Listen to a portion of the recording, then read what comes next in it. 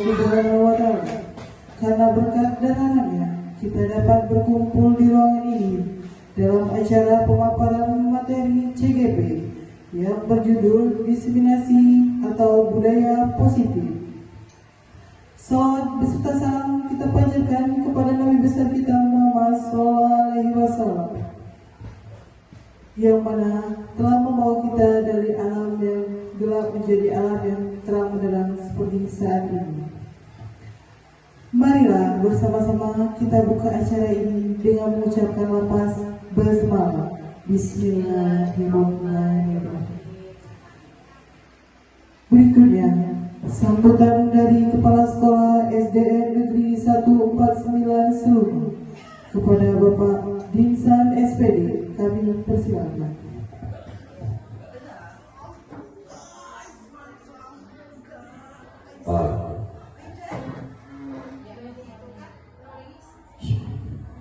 Assalamualaikum warahmatullahi wabarakatuh. Waalaikumsalam warahmatullahi wabarakatuh. Bismillah, alhamdulillah, wa syukurillah, wa nikmatillah, wa la hawla wa la quwwata illa billah al-aliyyil azim. Asyhadu an la ilaha illallah wa la syarika lah, wa asyhadu anna sayyidina Muhammadan abduhu wa rasuluhu allazi la nabiyya ba'dah. Amma ba'd. Wa ya ayyuhallazina taqullah wa la tamutunna illa wa antum muslimun. Shadaqallahul azim. Ibu-ibu, rekan guru beserta diseminasi yang kami hormati, dan yang lebih kami hormati lagi CPG calon guru bergerak, CGP calon guru bergerak dari Ibu Dila Diana. Pertama-tama, marilah dengan tidak bosan-bosannya kita mengajarkan puji beserta syukur kepada Allah Subhanahu wa Ta'ala, yang mana atas nikmat rahmat taufik hidayah dari Allah Subhanahu wa Ta'ala hingga pada pagi menjelang siang ini tentunya kita masih diberinya oleh Allah Subhanahu wa Ta'ala di salah satu nikmat yang sangat berharga dan sangat besar bagi kita sebagai umatnya, di antara nikmat umur. Alhamdulillah, dengan nikmat umur ini insya Allah apapun yang kita harapkan, niat baik kita beraktivitas kita dapat berjalan dengan baik dan lancar. Mudah-mudahan semua kegiatan kita, aktivitas kita selalu mendapat ridha Allah Subhanahu wa Ta'ala. Amin, amin ya rabbal alamin. Salawat dan salam selalu kita kirimkan bagi junjungan kita, tauladan kita, panutan kita besar Muhammad sallallahu alaihi wasallam dan sahabatnya, yang mana berkat perjuangan dan sahabatnya lah telah bawa kita satu umatnya, sehingga kita semua terlepas dari alam kejahilian sampai ke alam yang berhadapan, dan kita selalu bersalawat padanya dan mengucapkan Allahumma shalli ala sayyidina Muhammad wa ala sayyidina Muhammad, dia berkiamat nantinya kita mendapatkan syafaatnya. Amin, amin ya rabbal alamin.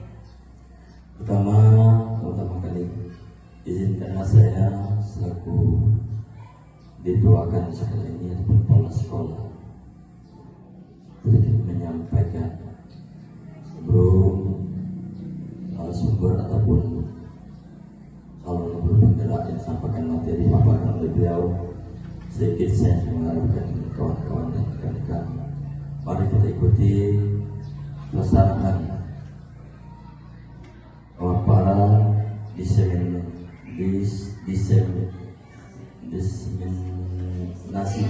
diseminasi ya, agak susah itu kita istilah kerennya. Dalam artinya kita katakan penerapan konsep positif budaya yang memang dari dulu sudah lengket, sudah ada di mana-mana, di salah satunya di sekolah-sekolah, tepatnya juga khusus SD kelas 9 ini yang khususnya akan kita terapkan. Apa di sini kita ingat semua? Mungkin kita mau ulang sedikit, saya ulang sedikit. Menerapkan budaya yang positif. Berbalik kita berbicara dengan karakteristik peserta didik berbicara intelektual, netiknya juga. Di situ kita lihat, tentu di intelektualnya anak kita dan memiliki kekuatan, kelemahan dan kelebihan masing-masing.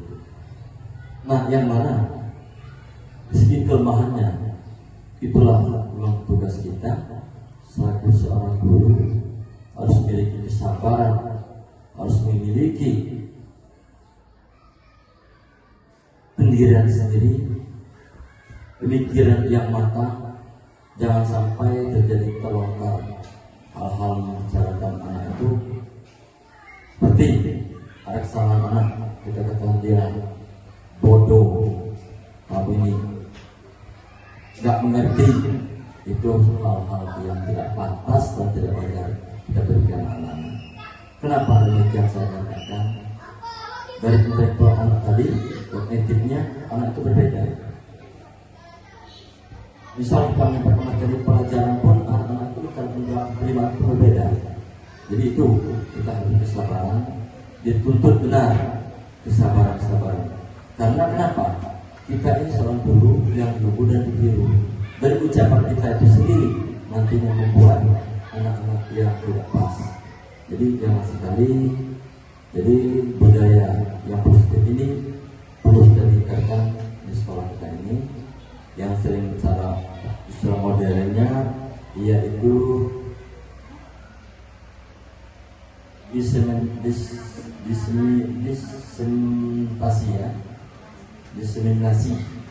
diseminasi. Nah, itu kerennya. Jadi yang lebih jelasnya, diseminasi ini budaya positif.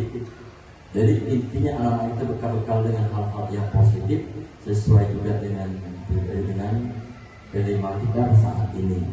Nah, jadi itu harapan kita ke depan, dan mudah-mudahan nanti kita dapat mengikuti paparan yang disampaikan oleh Bu Dila.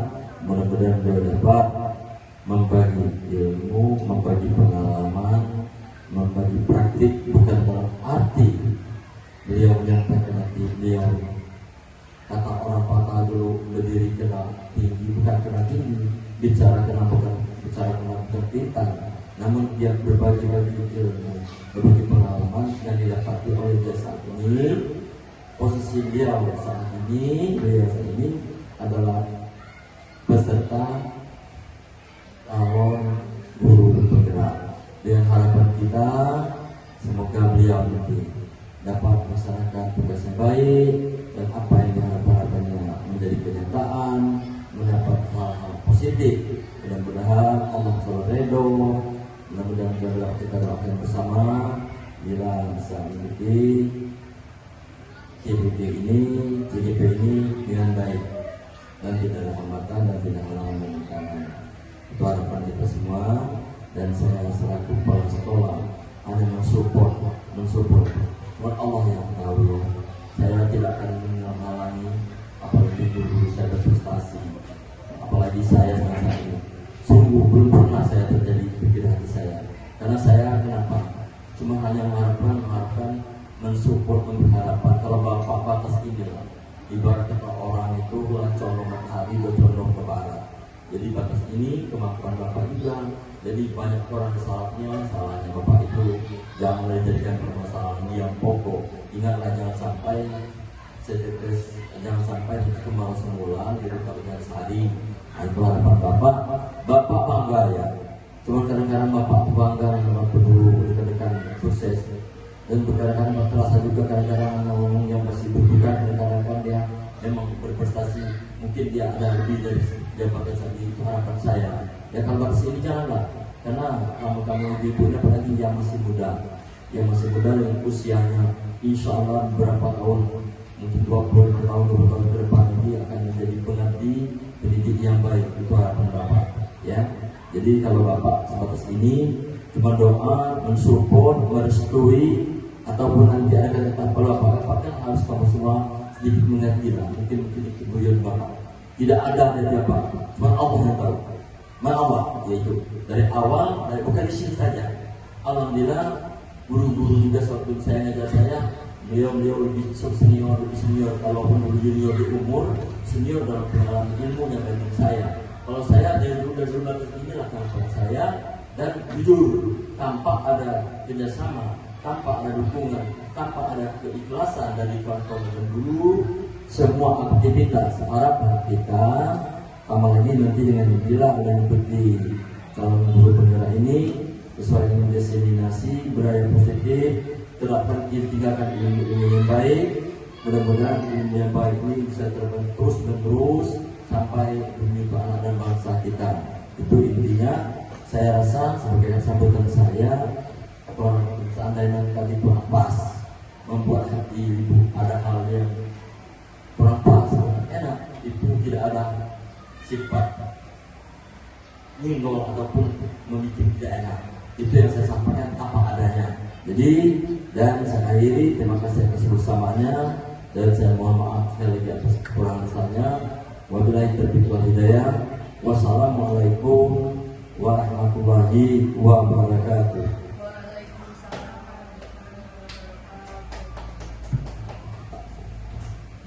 Baik, terima kasih atas sambutan sepatah dan dari Bapak Insan.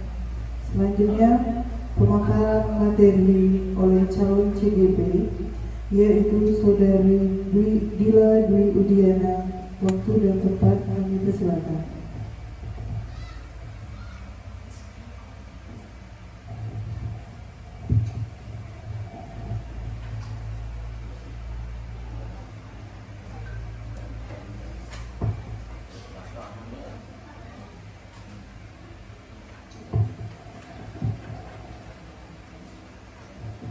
Baiklah, Assalamualaikum warahmatullahi wabarakatuh.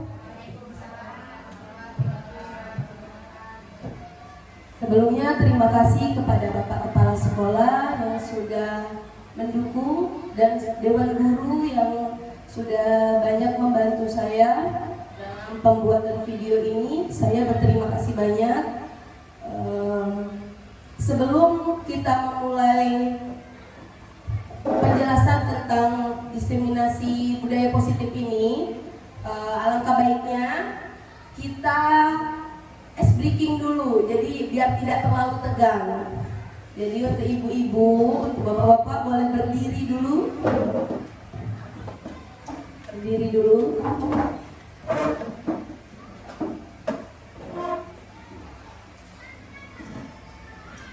Ya, kita ikuti gerakannya ya.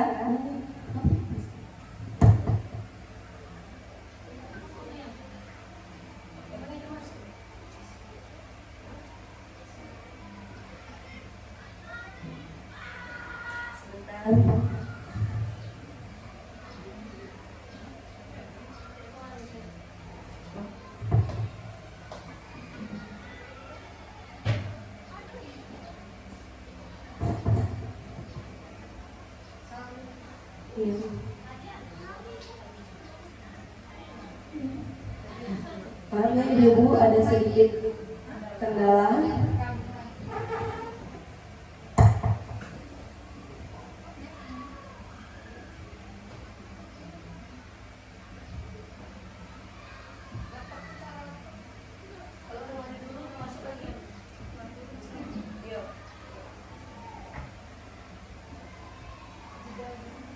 Disconnected.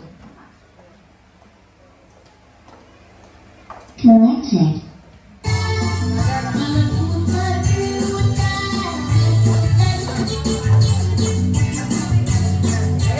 Boleh ibu, bapak-bapak, ayo semangat. Tangan diputar-putar, bertepuk-tangan. Tangan diputar-putar, peganglah bahu. Tangan diputar-putar, peganglah buku.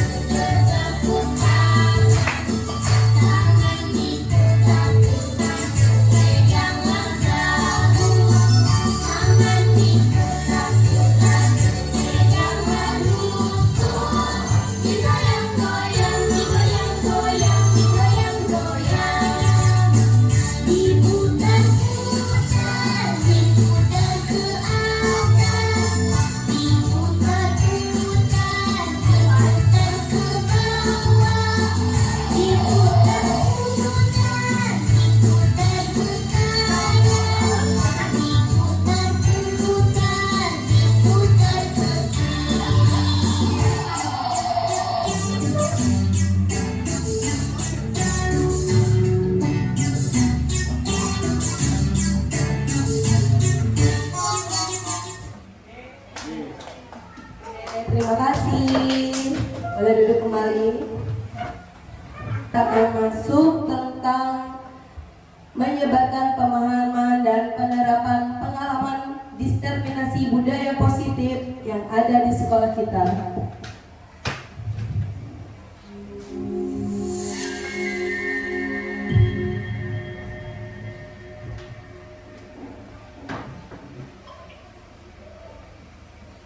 Ya, baiklah. Di sini ada posisi kontrol seorang guru.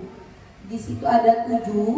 Yang pertama itu ada perubahan paradigma belajar, kemudian ada disiplin positif, ketiga ada kebutuhan dasar manusia, yang keempat ada motivasi perilaku manusia, yang kelima ada posisi kontrol restitusi, yang keenam ada keyakinan kelas, dan 7 adalah restitusi, segitiga restitusi.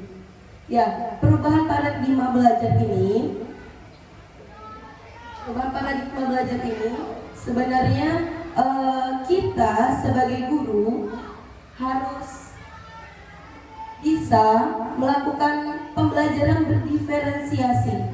Di sini maksudnya pembelajaran berdiferensiasi ini sesuai dengan kebutuhan perkembangan anak. Jadi kita tidak bisa memaksakan anak untuk dalam materi A dia harus memahaminya.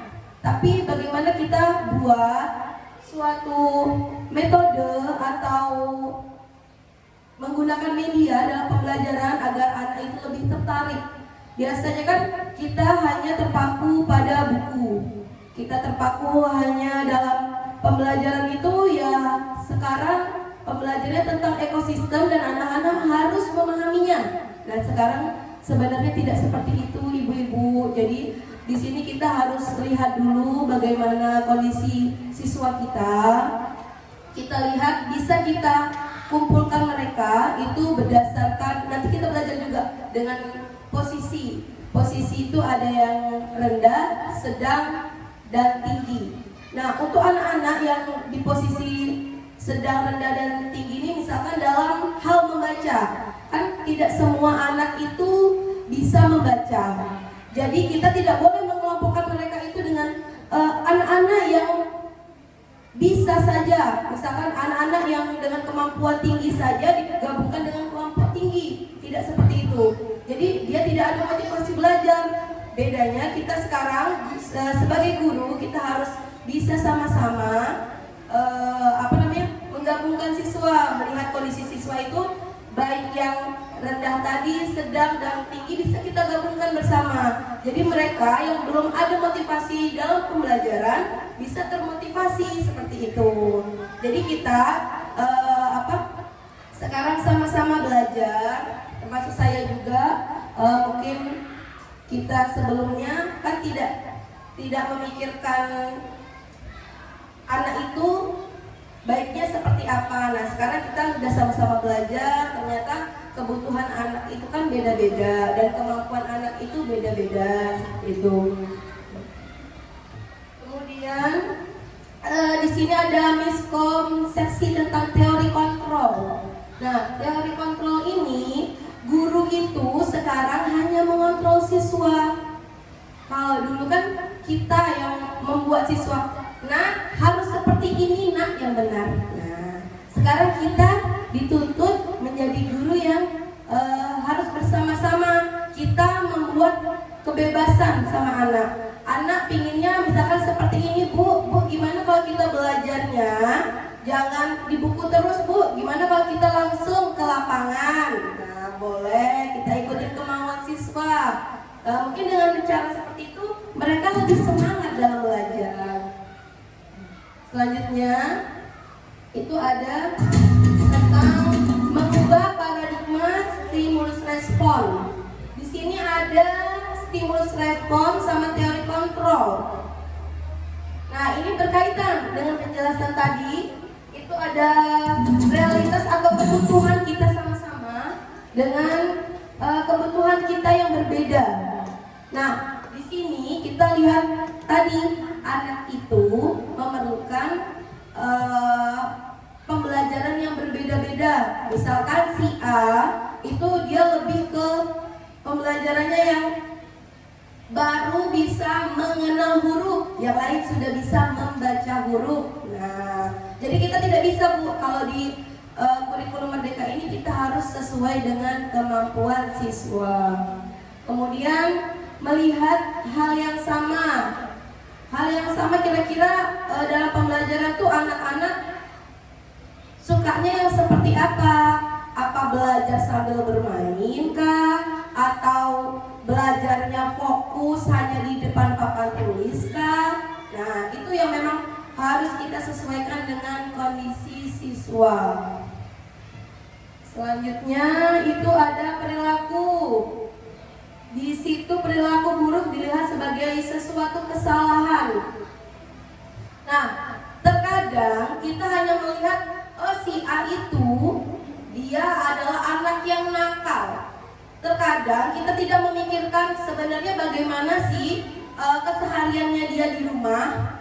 Kita kan tidak tahu. Anak-anak sekarang itu banyak dia seperti mencari cara bagaimana agar diperhatikan. Mungkin dengan dia berbuat salah, dia akan ditegur dengan guru, dia akan dipanggil, dia akan diperdulikan. Terkadang dia tuh menginginkan rasa cinta yang ada di rumah tidak dia dapatkan. Jadi dia terkadang tuh mencari cara bagaimana caranya agar ada loh yang mau merhatikan aku.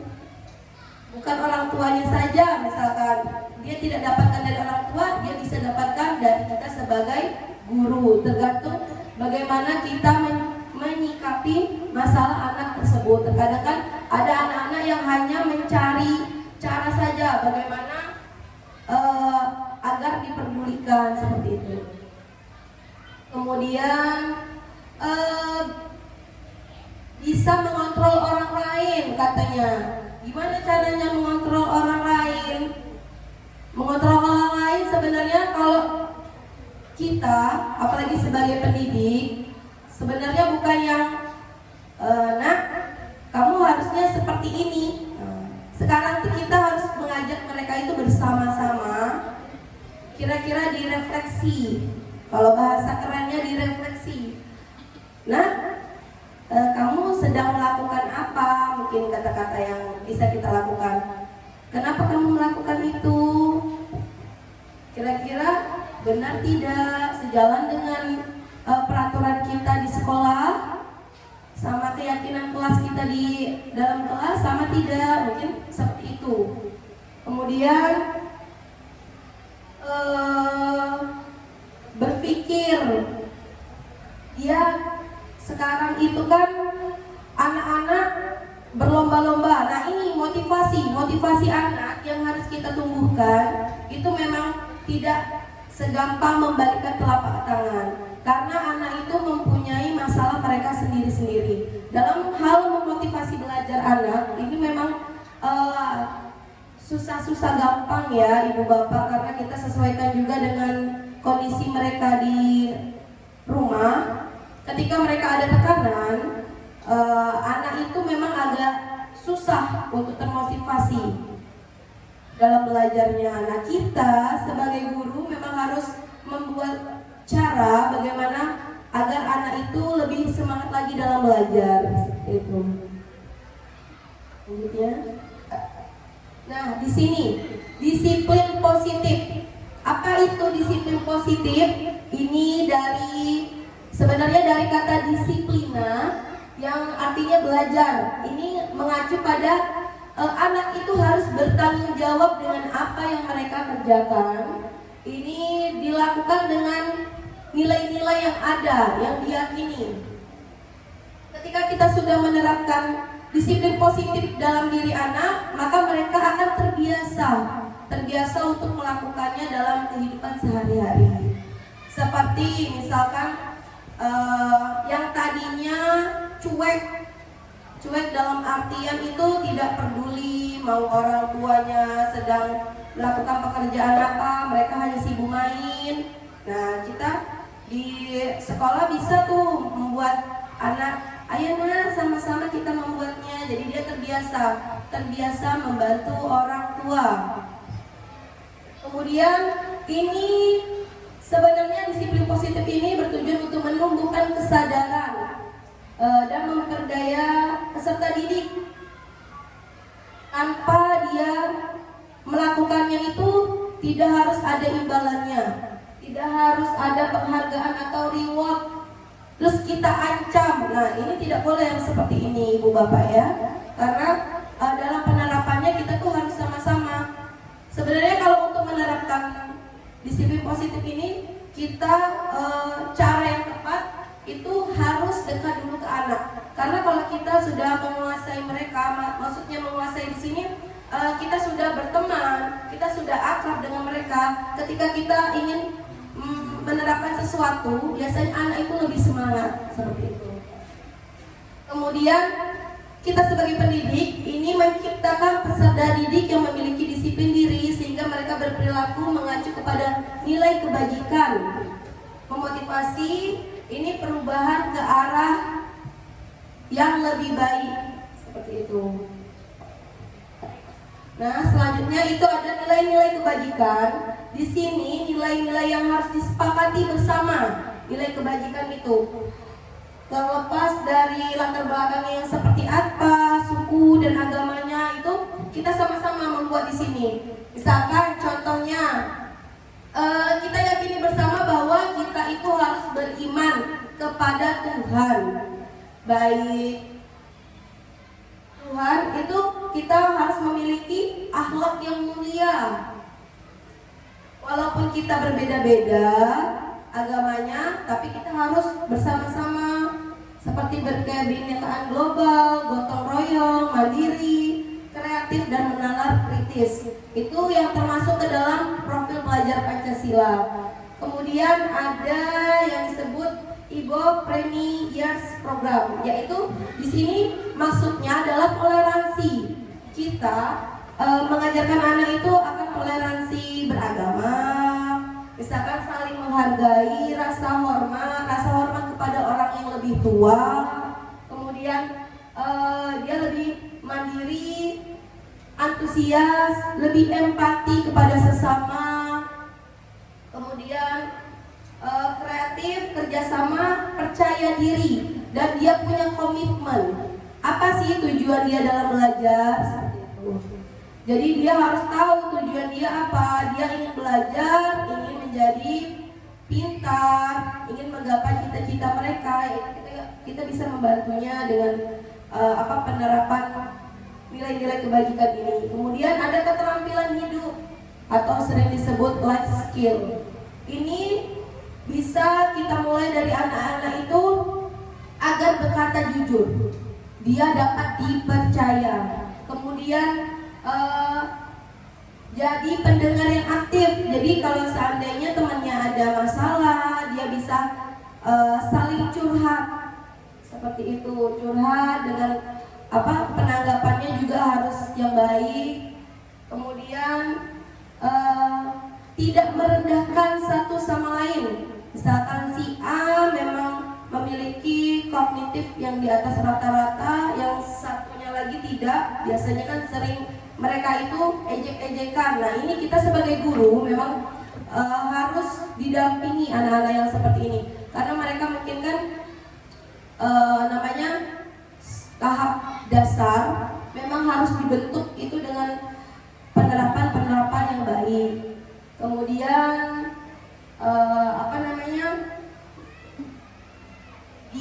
kita bisa membuka mindset bahwa mereka itu walaupun tidak memiliki kemampuan seperti temannya, ternyata dia tuh di dalam dirinya punya sesuatu yang bisa kita kembangkan lagi seperti itu.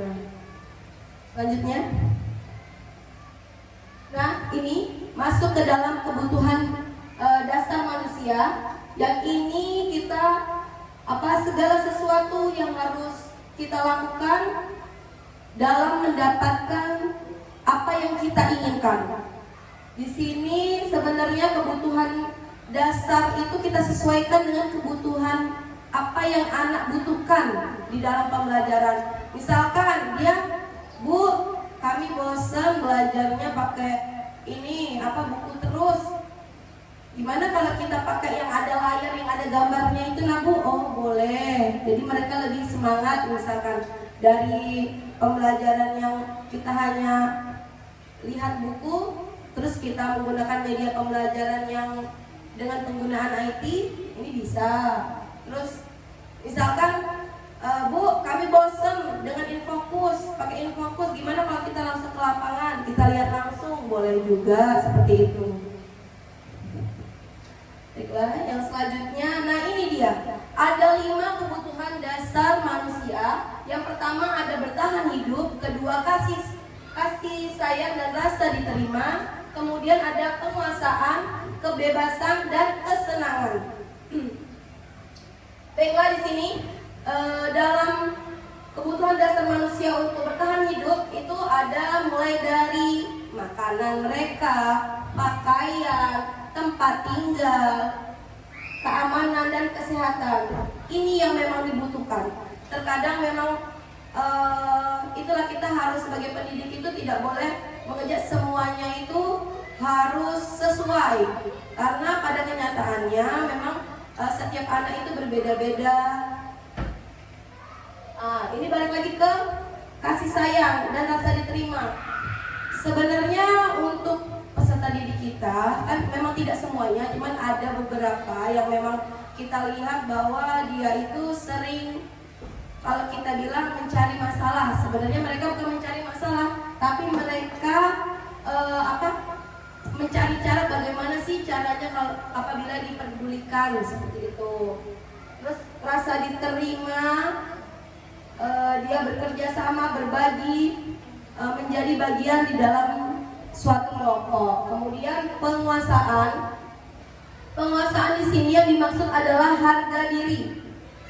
Terus keinginan anak untuk dianggap, kemudian memimpin prestasi, kemudian diakui dan didengar. Nah ini yang anak sering lakukan, dan kita sebagai pendidik jangan hanya menganggap anak itu kamu itu nakal nak, padahal kita tidak tahu bagaimana kebutuhan dia yang dia nggak dapatkan, misalkan di rumah dapat dia dapatkan di sekolah, seperti itu. Kemudian kebebasan di sini yang dimaksud adalah mandiri, memiliki pilihan, mencoba hal baru, dan mampu mengendalikan arah dirinya. Anak-anak itu memang dia maunya bebas dalam berekspresi, bebas dalam belajar. Dia kadang kita nggak tahu di rumah tuh ternyata dia suka menggambar itu kita menganggapnya cuma gambaran biasa, padahal dari itulah yang dia senangi. Nah kita bisa tuh mengembangkan minat dan bakatnya dia di bidang gambar. Jadi kita buka wawasan mereka bahwa menggambar itu bisa lo menggambar ini, coba kamu menggambar ini, jadi mencoba hal baru juga. Kemudian ada kesenangan ini yang dimaksud anak-anak itu kan kita ketahui bersama mereka suka bermain, kemudian dia suka bercanda, gurau dengan teman-temannya, itu yang dibutuhkan anak. Terus kalau antusias itu bisa antusias dalam belajar, dalam bermain juga, tertawa, dia inginnya bebas, kesenangan, dia ingin mendapatkan itu. Nah, selanjutnya adalah motivasi perilaku manusia. Di sini ada 2, namanya motivasi intrinsik dan ekstrinsik. Dimana ketika kita mendapatkan imbalan atau penghargaan, sebenarnya kita digunakan untuk menghindari ketidaknyamanan mereka atau hukuman.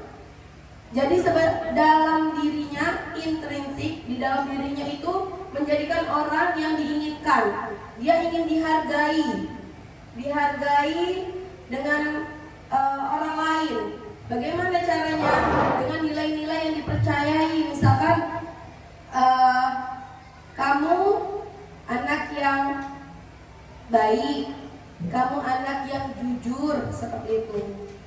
Dengan kita bukan hanya memberikan misalkan hadiah saja, tapi kita hanya memberikan kata-kata motivasi positif, mereka menjadi senang, seperti itu. Tapi kalau kita seandainya bilang, "Nah, kamu tuh yang bener aja lah, kamu gak jujur." Nah, itu jadi anak-anak itu merasa tidak nyaman. Dia di sini merasa adanya tekanan, hukuman, seperti itu. Nah, di sini ada 3. Ada hukuman, konsekuensi, dan restitusi. Nah, hukuman di sini itu ada sebenarnya kita kadang-kadang itu termasuk saya juga kadang-kadang kalau menasehatin anak tuh memang tidak terencana, tiba-tiba. Kadang-kadang padahal kita ingin berkatanya baik, tiba-tiba membuat anak itu menjadi takut. Nah, ini tidak terencana memang hukuman itu. Murid jadi tahu. Nah, kalau misalkan gurunya udah agak nadanya marah, agak tinggi sedikit, dia ngerasa, oh, aku dimarah, kayak gitu. Nah, dia ngerasa, oh iya, aku dimarahin, aku ngelakuin kesalahan. Dia udah merasa sendiri bahwa pasti nanti guruku marah, kayak gitu. Nah, terus ada juga yang menggunakan kekerasan fisik. Nah, ini kita sebagai guru, alhamdulillah di SD 149 ini tidak pernah ada yang melakukan kekerasan fisik seperti memukul, menendang dan lain-lain, memang tidak ada ya. Ini memang hukuman yang membuat anak itu sangat-sangat tidak nyaman dan harus dihindari kita sebagai pendidik. Kemudian konsekuensi ini sebenarnya bisa kita pakai untuk anak-anak itu dengan membuat rencana yang akan disepakati bersama. Nah, itu nanti kita munculnya di kesepakatan kelas misalkan, atau di sepakat kelas kan bisa kita bilang misalkan dilarang tidak membuat PR. Nah, kata-katanya bisa kita ganti bahwa mengerjakan PR itu hal yang penting, seperti itu. Kemudian murid tetap dibuat tidak nyaman karena dari apa yang dilakukan itu biasanya ada suatu hal yang membuat anak itu merasa, iya, saya salah, gitu. Nah, mereka membuat hati mereka sedih, seperti itu. Kemudian sikap guru terlalu memonitor murid. Jadi kita kadang-kadang sering tanya yang agak mendalam, itu membuat murid juga tidak nyaman, seperti itu. Nah, di sini kita belajar tentang restitusi. Nah, restitusi itu menciptakan kondisi untuk memperbaiki kesalahan. Dengan kita membuat restitusi ini, membuat anak itu kita tanya baik-baik, kemudian kita tanya dulu identifikasi masalahnya apa, nanti kita cari jalan keluarnya dari masalah itu. Terus kita juga bisa melakukan kolaboratif. Ini mengajarkan murid untuk mencari solusi secara mandiri. Solusinya apa ya kira-kira kalau di restitusi nanti, misalkan, Bu, saya itu tidak membuat PR karena saya sudah kecapean, Bu. Soalnya siang itu saya sudah main sepeda. Jadi mau ngerjain PR saya itu sudah ngantuk, Bu. Jadi saya ketiduran. Akhirnya PR yang saya mau buat tidak jadi, Bu. Nah, itu. Selanjutnya, nah di sini tugas kita ada 5 posisi kontrol guru, yaitu ada yang pertama penghukum, terus ada pembuat merasa bersalah, teman, pemantau, dan manajer. Nah, di sini penghukum, kita misalkan langsung berkata, "Nah, kamu memecahkan kaca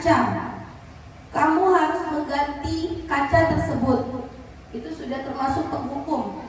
Tapi kalau membuat rasa bersalah itu, misalkan, nah, kamu sudah buat kacanya pecah, jadi kayak mana itu? Nanti kalau kena teman-temannya gimana? Nah, jadi dia kacanya kena teman-temannya bagaimana? Nah, itu kita membuat rasa bersalah.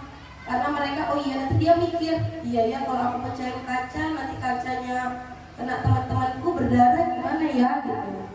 Kalau sebagai teman, kontrol sebagai teman itu kita sama-sama, nah, cari kita cari tahu masalahnya apa, kemudian kita membuat anak itu merasa, oh iya ya, ibu ini bukan marah, ibu ini juga bukan buat saya jadi takut.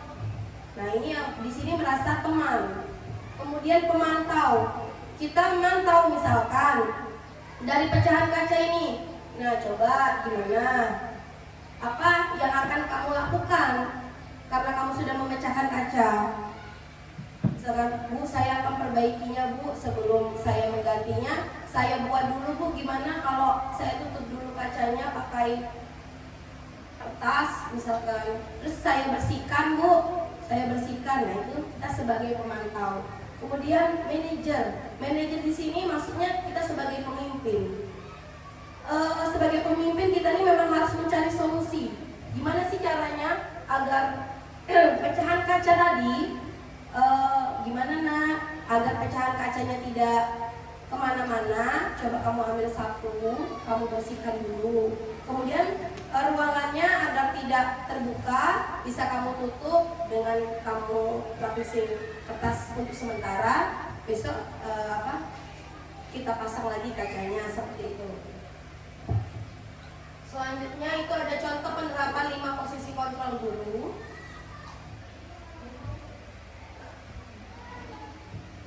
Nah, di sini ini contohnya. Kalau misalkan ada siswa yang tidak memakai atribut lengkap. Nah, di sini contohnya siswa yang tidak memakai atribut lengkap saat upacara. Kalau kita sebagai penghukum, biasanya yang kita katakan dengan anak, karena dia tidak mematuhi peraturan tadi, pasti kita ngomong, nah, hukumannya kamu sekarang hormat pada bendera selama 1 jam di lapangan. Biasanya kan kalau menghukum seperti itu. Kemudian kalau pembuat rasa bersalah, biasanya ditanya dulu sama gurunya, berapa kali ibu sama bapak sudah memberitahu kamu bahwa kamu selalu mengecewakan bapak ibu dengan tidak membawa atribut lengkap saat upacara. Nah, kalau sebagai teman, ayo dong diikuti aturannya. Kalau sekolah, apa yang harus dibawa? Kalau ketika upacara, atribut yang harus kita gunakan itu harus lengkap seperti itu. Kemudian kalau sebagai pemantau, kamu sudah melanggar peraturan sekolah, kamu tahu konsekuensinya, katanya. Setelah upacara, kamu beli atributnya di koperasi sekolah. Jangan diulang lagi ya. Nah, ada kata jangan diulang lagi ya, biasanya kalau pemantau. Kemudian kalau manajer itu, apakah kamu tahu kesalahanmu? Kira-kira bagaimana kamu bisa memperbaiki kesalahanmu? Nah, itu biasanya kalau kita di posisi kontrol itu kita sebagai manajer.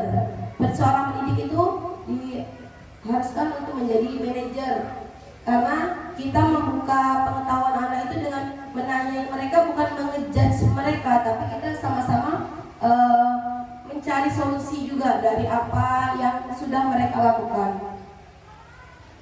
Selanjutnya, di sini ada posisi kontrol apakah aku. Yang dimaksud di sini, aku ini dia merasa sangat kecewa sekali dengan kamu, katanya kan. Terus bisa juga dengan kata kamu tidak pernah benar melakukannya. Kemudian apa rencanamu untuk menyelesaikan masalah ini? Kemudian ayo lakukan dari bapak dan ibu ya. Atau kamu tidak boleh mendapatkan nilai jika tidak mengerjakan tugas, seperti itu.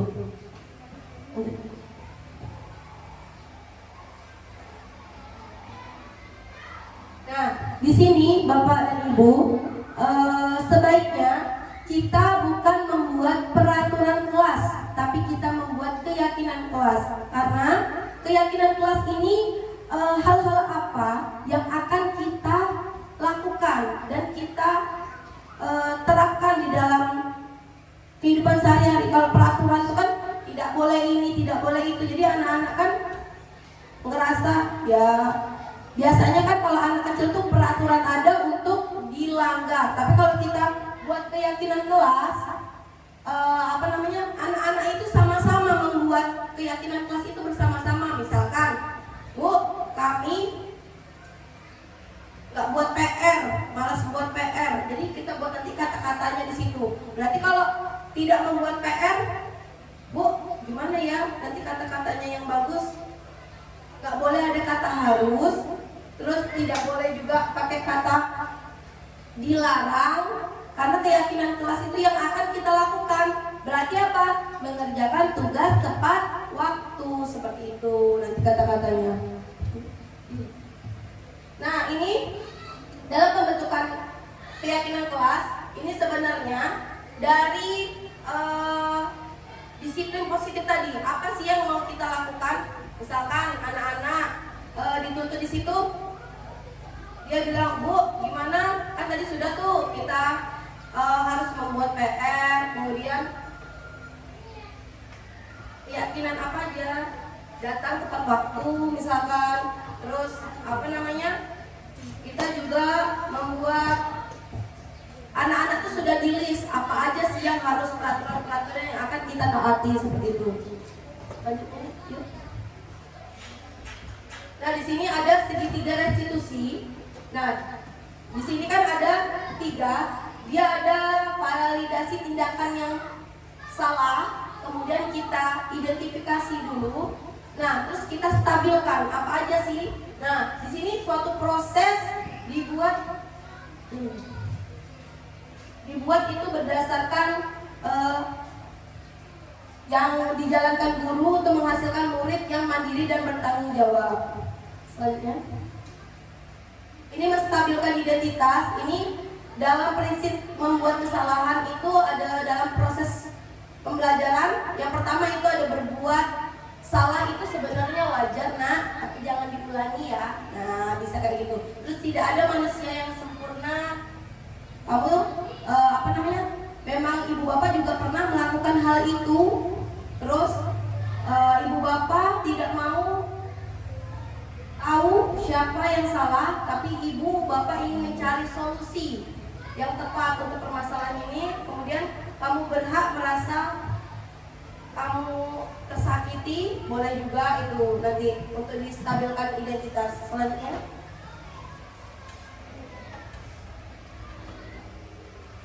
nah di sini ada validasi tindakan. Yang dimaksudkan di sini adalah prinsip setiap pelaku memenuhi suatu kebutuhan tertentu. Di sini biasanya pakai kata-kata kamu pasti punya alasan mengapa kamu melakukan ini, atau bisa juga dengan kata-kata padahal kamu bisa melakukannya yang lebih baik dari ini ya. Terus kamu patut bangga karena telah melindungi sesuatu yang penting buatmu, kayak gitu. Nah, terus kamu juga bisa melakukannya, mempertahankan sesuatu yang penting bagimu juga. Nah, di sini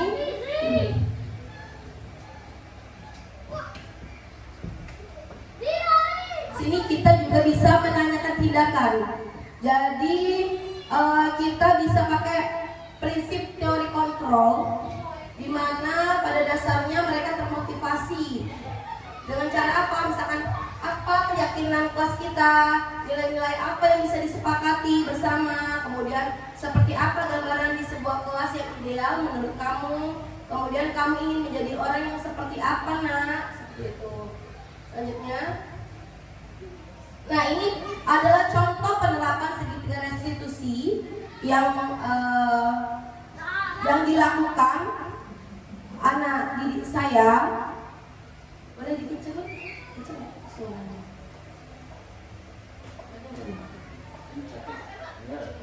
Kedengeran nggak?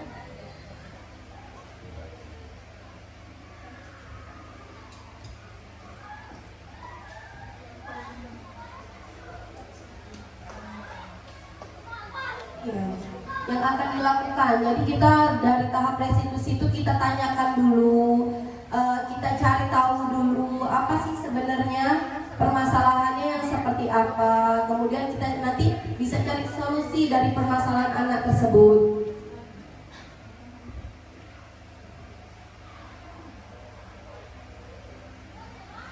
Jadi saya tanyakan pertama itu alasan si Angel ini kenapa datang terlambat. Ternyata si Angel ini di rumah orang tuanya itu kan petani. Jadi ketika subuh orang tuanya sudah tidak di rumah. Jadi dia sering terlambat sekolah itu karena si Angel ini tidak ada yang membangunkan. Berarti dia sebenarnya bisa dikatakan kurang kasih sayang. Nah sebenarnya anak-anak ini kan dia sudah punya HP. Nah kita kasih solusi. Nah kamu punya HP kan di rumah? Punya bu. Nah kalau punya bisa dihidupkan alarmnya agar bisa datang tepat waktu seperti itu.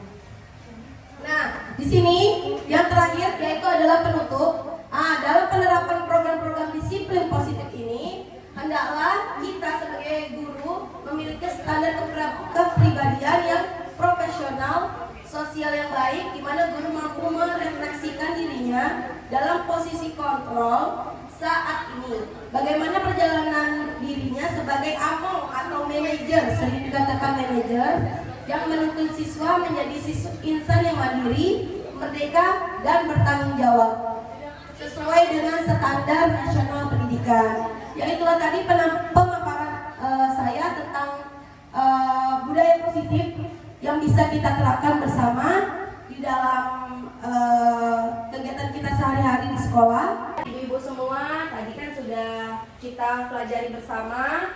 Kira-kira ada yang mau ditanyakan atau tidak? Boleh diangkat tangannya?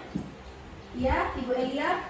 Ya, terima kasih atas kesempatannya. Assalamualaikum warahmatullahi wabarakatuh. Waalaikumsalam warahmatullahi wabarakatuh. Dari tayangan yang Ibu Dila tayangkan tadi, saya melihat ada namanya keyakinan Kelas. ya, benar. selama ini yang pernah kami lakukan dan kami dengar itu ada namanya kesepakatan kelas. Apakah sama kesepakatan kelas dengan keyakinan kelas itu? Oh ya, terima kasih ya Ibu Elia. Ada lagi ibu-ibu yang lain yang ingin bertanya? Ya, Ibu Nova. Ya, terima kasih Bu Dila kesempatannya. Saya mau menanyakan dari paparan Ibu tadi ada yang sedikit saya bingung. Bagaimana sih Bu, bagaimana atau cara bagaimana menggunakan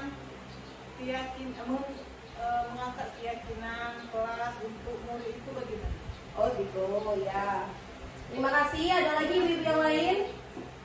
Tidak ada. Oh baiklah. Di sini saya mencoba menjawab ya Bu. Yang pertama adalah pertanyaan Ibu Elia yang menanyakan apakah beda keyakinan kelas dengan kesepakatan kelas. Sebenarnya Bu, untuk keyakinan kelas ini lebih diutamakan karena kita membuatnya itu bersama siswa-siswi di kelas. Karena keyakinan ini kita buat itu karena bersama-sama, jadi mereka itu sangat antusias. Yang pertama itu, yang kedua dia berpikir oh iya ya itu kan yang kami buat dan itu untuk kami dan itu harus dilaksanakan seperti itu. Beda dengan kalau kita hanya membuatnya di sepihak saja, mereka kan tidak ikut ke dalamnya, jadi mereka tidak terlalu peduli. Biasanya apalagi kalau kita sudah buat peraturan itu biasanya anak-anak banyak yang melanggar. Tapi kalau kita buatnya secara bersama-sama, mereka lebih semangat lagi. Oh iya ya, kemarin kan kata Bu Guru harus membersihkan kelas karena dia kelasnya rapi, terus mengerjakan PR tepat waktu, tidak boleh tidak mengerjakan PR, ya kan Bu? Ya, kayak gitu kan, kita kan mesti ada interaksi. Nah, itu Ibu Elia, gimana? Pasti udah paham. Ya, terima kasih Bu Elia. Selanjutnya pertanyaan Ibu Nova. Sebenarnya Bu, untuk keyakinan kelas ini kita bisa membuat bersama-sama. Biasanya kan kita pakai metode. Metode apa sih yang bisa kita buat agar anak-anak tuh lebih semangat lagi. Biasanya kalau sudah kita jelaskan apa itu keyakinan kelas, seperti apa bentuk keyakinan kelas, biasanya anak-anak lebih semangat. Apalagi kalau kita menggunakan kertas yang warna-warni, itu namanya post-it. Iya, bisa kita tempelkan sama-sama. Mereka antusias. Saya Bu sudah tempelkan, saya Bu sudah. Nah dari situ nanti kita baca kira-kira ada yang sudah pas atau belum, kayak gitu. Nanti kita lihat sama-sama. Oh misalkan si A bicara katanya kalau datang, kami itu dilarang datang terlambat. Kalau tadi kan sudah dijelaskan kata dilarang itu tidak boleh digunakan. Jadi harus tulisannya apa? Datang tepat waktu, seperti itu. Bagaimana Bu Nova? Terima kasih Bu atas paparannya. Cukup menurut saya sudah. Ya, terima kasih untuk Bu Elia dan Bu Nova. Ada ibu-ibu yang lain? Sudah paham? Alhamdulillah. Semoga kita menjadi pendidik yang bisa membawa siswa-siswa kita menjadi siswa yang bisa bermanfaat di kemudian hari. Ya itulah tadi pemaparan saya tentang budaya positif. Lebih dan kurang saya mohon maaf. Wabillahi taufiq wal hidayah. Wassalamualaikum warahmatullahi wabarakatuh.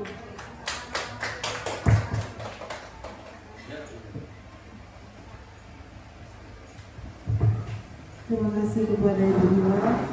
Dengan berakhirnya paparan dari Ibu Dila dan berakhirnya juga acara kita, marilah sama-sama kita mengucapkan lepas hamdalah. Saya selaku pembawa acara meminta maaf kalau ada kata-kata yang salah. Kepada Tuhan saya mohon ampun. Lebih dan kurang wabillahi taufiq wal hidayah. Wassalamualaikum warahmatullahi wabarakatuh.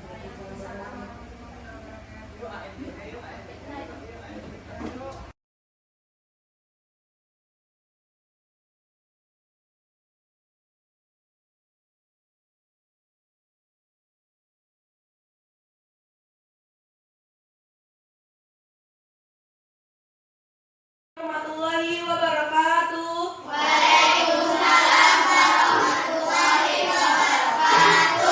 Apa kabar anak-anak ibu semua? Sudah pada siap untuk belajar? Nah, sebelum kita memulai pembelajaran kita pada hari ini, kita akan membuat kesepakatan kelas. Ada yang tahu apa itu kesepakatan kelas? Kesepakatan kelas? Tahu? Ya? Iya, tepuk tangan dulu buat Adita. Mari kita taati. Dan dalam kesepakatan kelas ini kita tidak boleh ada kata tidak boleh, dilarang, terus harus. Tidak boleh ada kata-kata seperti itu ya.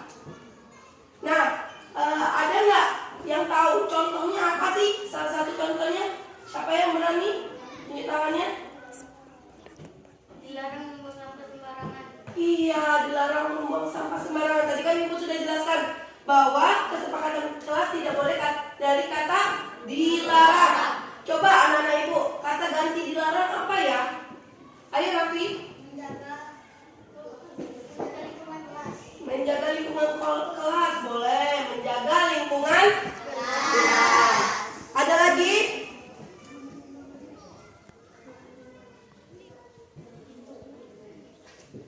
Ayo, siapa yang berani? Apa lagi? Ya, Bertanggung jawab. bertanggung jawab. Boleh nggak kata-kata bertanggung jawab? Boleh. Kita buat bertanggung jawab. Terus apa lagi?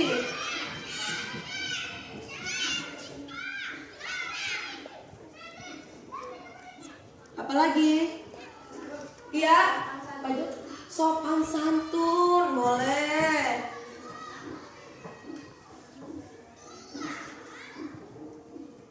Apa lagi? Raffi? Harus datang tepat waktu. Iya, tadi nggak boleh pakai kata harus. Jadi apa kata gantinya? Datang tepat waktu. Boleh datang tepat waktu.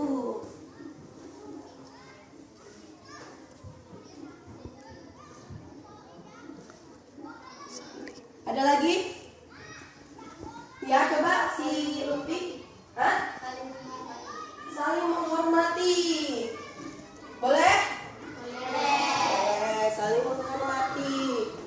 Apalagi?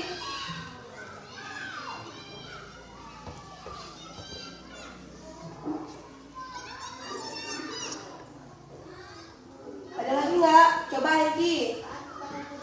Taat kepada guru, hormat kepada guru. Boleh. Saling menghormat, masuk ke saling menghormati ya. Terus pikir sesuai jadwal, berarti masuk ke bertanggung jawab. Masuk ke bertanggung jawab. Ya anak-anak ibu, ini adalah kesepakatan kelas di kelas 5 dan harus ditaati. Karena apa? Kesepakatan ini kita buat secara bersama-sama.